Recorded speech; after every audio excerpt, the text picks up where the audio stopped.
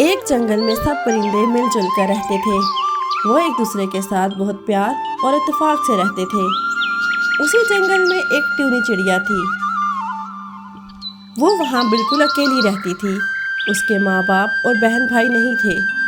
सब जंगल वाले उसका ख्याल रखते थे और उसे बहुत प्यार करते थे। उसी जंगल में कालू कौवा भी रहता था। मज़ीद आगे जाने से पहले हमारे चैनल को सब्सक्राइब करें और हमारे वीडियोस को लाइक और शेयर करें। कालू की सालगिरह का दिन आता है। वो जंगल में जाकर सब परिंदों को अपने घर आने की दावत देता है।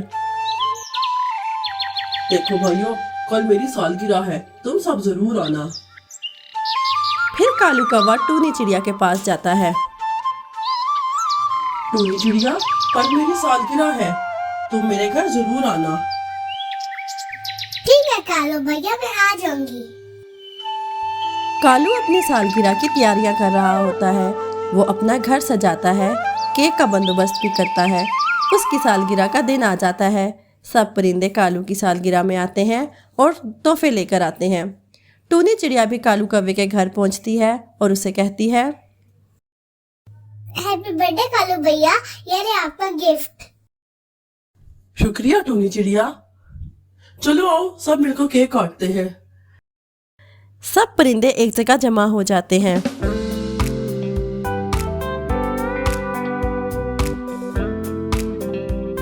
जैसे ही कालू कौवा केक काटने लगता है, अचानक लाइट चली जाती है।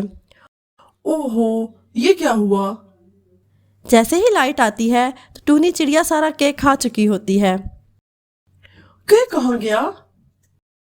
सॉरी कालू भैया। सब टूनी की तरफ देखने लग जाते हैं। कालू कौवा फिर सबको मिठाई खिलाता है ताकि कोई नाराज ना हो। टूनी चिड़िया पार्टी में आए सब परिंदों को अपनी सालगिरह का बताती है। कुछ दिनों बाद मेरी भी सालगिरह है, आप सब मेरी सालगिरह की ऐसे ही मनाना। सब लोग टूनी की बात सुनते हैं और कालू कौवे को गिफ्ट देकर वहां से चले जाते हैं। अगले दिन टूनी चिड़िया कालू भैया के पास जाती है और उसका दरवाजा खटखटाती है। कालू भैया और कालू भैया। क्या हुआ टूनी चिड़िया, इतनी सुबह सुबह? तो मेरे बर्थडे के लिए उठ जाओगे ना? मैं आपको लिस्ट देने आई थी कि मुझे सालगिरह पे ये तोहफे देना। भूलना मत, भूल भी गए तो मैं याद करा दूंगी। ऐसे ही दिन गुजरते जाते हैं और टूनी चिड़िया हर रोज जाकर सबको बार बार याद करवाती कि उसकी सालगिरह आने वाली है, पर कोई भी उसकी बात का बुरा न मनाता। सब उसकी बात सुन लेते। दिन गुजरते गए, सब लोग कालू के घर में थे कि टूनी चिड़िया पहुंच जाती है। तुम्हें याद तो है ना, मेरी सालगिरह में एक दिन रह गया है। भूलना नहीं, कल मेरी सालगिरह है। इतना कहकर टूनी फिर से चली जाती है। अगले दिन सुबह टूनी की सालगिरह का दिन आ जाता है। सुबह उठकर वो बहुत खुश होती है और खुशी खुशी तैयार होकर घर से निकलती है। आज मेरी सालगिरह है, चलो मैं सबको देखने जाती हूँ। टूनी चिड़िया घर से निकलकर पहले मिट्ठू तोते के घर पहुंचती है। मिट्ठू तोते कहाँ तुम? मिट्ठू तोते कहाँ गया? फिर वो रानो मासी के घर जाती है। यानो मासी, कहाँ है आप? ये भी घर पे नहीं है, कहाँ चली गई? आज मेरी सालगिरह थी, सब भूल गए। कालू भैया का जरूर याद होगा। टूनी चिड़िया वहां से कालू के घर जाती है, लेकिन वहां पर उसे कालू भी नजर नहीं आता। टूनी चिड़िया बेचारी उदास होकर एक दरख्त की टहनी पर बैठ जाती है। किसी को भी मेरी सालगिरह याद नहीं, कोई मुझसे प्यार नहीं करता। शाम हो जाती है और टूनी को कोई नजर नहीं आता। वो उदास होकर अपने घर वापस आ जाती है। जैसे ही वो घर आती है तो सब देखकर बहुत खुश हो जाती है।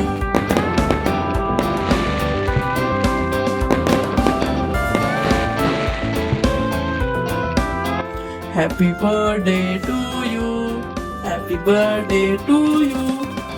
कैसा लगा हमारा सरप्राइज? ये क्या सबको याद था? मैं समझिए भूल गए। हम कैसे भूल सकते थे तुम्हारी सालगिरह? चलो आओ जल्दी से केक काटते हैं। सब मिलकर टूनी चिड़िया का केक काटते हैं और उसे बहुत सारे गिफ्ट देते हैं। ये सब देखकर टूनी चिड़िया बहुत ज़्यादा खुश हो जाती है। मन्नू अपने वालिदैन के साथ रहता था। उसके बाबा होटल में बर्तन धोने का काम करते थे और माँ घरों में सफाई का काम करती थी। मन्नू पास के सरकारी स्कूल में पढ़ता था। मन्नू अक्सर बच्चों को स्कूल में सालगिरह मनाते देखता था। वो बच्चे अपनी सालगिरह पर क्लास में टॉफ़ियाँ बांटा करते थे। उन्हें देखकर वो यही सोचता था कि उसकी सालगिरह कभी आती ही नहीं। एक बार मन्नू की क्लास के बच्चे की सालगिरह थी और वो टॉफ़ियाँ बांट रहा था। जब वो टॉफ़ी देने बच्चे के पास जाता है तो दूसरा बच्चा उसे कहता है, अरे मन्नू को टॉफ़ी क्यों दे रहे हो? इसने कभी अपनी सालगिरह मनाई ही नहीं। हमसे टॉफ़ियाँ खा लेता है पर खुद अपनी सालगिरह नहीं मनाता ताकि खर्चा ना हो। अरे कोई बात नहीं सोनू, खा लेने दो टॉफ़ी मन्नू को। उसे यही नहीं पता कि उसकी सालगिरह कब आती है, इसलिए हमारी सालगिरह पर टॉफ़ी के मज़े लेता है। मन्नू स्कूल से घर आता है। क्या बात है मन्नू, उदास क्यों हो? माँ, मेरे स्कूल में सब दोस्त अपनी सालगिरह मनाते हैं पर मैं नहीं मनाता। मेरी सालगिरह कब आती है? मन्नू, ये सालगिरह बड़े लोग मनाते हैं, गरीब की कोई सालगिरह नहीं होती। मन्नू ये बात छोड़ो और चलो खाना खा लो। मन्नू उदास दिल से खाना खाता है पर यह बात उसके जहन में बस जाती है कि गरीब की सालगिरह नहीं होती। ऐसे ही वक्त गुजरता गया। मन्नू बड़ा हो गया था। उसके बाबा ने होटल का काम छोड़कर घर के पास सब्ज़ी का ठेला लगा लिया था। एक दिन उसके ठेले पर उस होटल का मालिक आता है। अरे हरी, तुम सब्जी का ठेला लगा रही हो? चलो अच्छी बात है, मेहनत करनी चाहिए। बड़ी खुशी हुई मालिक आपको देखकर। अरे हरी, तुम्हारा एक बेटा भी था ना? अब तो बड़ा हो गया होगा। क्या कर रहा है आजकल वो? कुछ नहीं मालिक, अभी 12वीं पास की है तो घर पर है। कॉलेज की पढ़ाई के लिए पैसे नहीं हैं। अगर किसी दुकान पर काम मिल जाए तो घर खर्च में आसानी होगी और अपनी पढ़ाई भी कर लेगा। अच्छा तो ये बात है। मैंने एक नई बेकरी खोली है और इसमें काम के लिए मुझे लड़के की ज़रूरत है। तुम इसको मेरे पास भेज दो, मैं इसे 8,000 माहाना तनख्वाह पे रख लूँगा। ये तो बहुत अच्छा हो जाएगा मालिक, मैं कल ही उसे आपकी दुकान पर भेज देता हूँ। अगले दिन से मन्नू अपने बाबा के कहने पर दुकान पर चला जाता है। बेकरी का मालिक ऑर्डर की डिलीवरी के लिए उसे ही भेजता था। इसकी दुकान के केक और पेस्ट्री बहुत मशहूर थे। कोई भी सालगिरह हो या पार्टी, इसकी बेकरी से केक जाता था। एक दिन मालिक मन्नू को बुलाता है। मन्नू, सालगिरह का केक 5 बजे पहुंचाना है। ये पता है, तुम जल्दी से केक वहां पर पहुंचा दो। मन्नू केक देने निकल जाता है। रास्ते में उसकी माँ की कॉल आती है। मन्नू, तेरे बाबा को पता नहीं क्या हो गया, वो अचानक बेहोश हो गए हैं। तुम जल्दी से घर आ जाओ। माँ की बात सुनकर वो परेशान हो जाता है।